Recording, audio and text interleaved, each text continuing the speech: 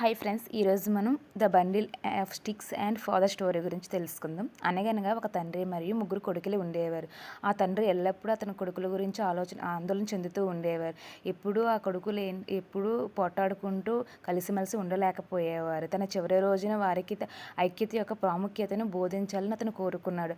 అప్పుడు అతను వారికి ఒక కట్టెల మోపుని ఇచ్చి దానిని విరవమని సవాలు విసిరాడు. ప్రతి కొడుకు ప్రయత్నించాడు, కానీ ఎవరూ ఆ మోపుని విరవలేకపోయారు.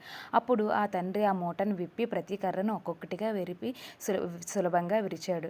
అప్పుడు వాళ్ళ తండ్రి, మీరు ఐక్యంగా నిలబడినప్పుడు బలంగా ఉంటారు, కానీ మీరు విడిపోయినప్పుడు ఎవరైనా మిమ్మల్ని విచ్ఛిన్నం చేయగలరని వారితో చెప్పాడు. అక్కడ అర్థం ఏంటంటే, ఆ కట్టెలు అనేవి బండెలుగా ఉన్నప్పుడు మనం విరగలేకపోయి, అదే సింగిల్గా ఉన్నప్పుడు మనం ఈజీగా ఇరిచేసాం కదా, అది అక్కడ అర్థం.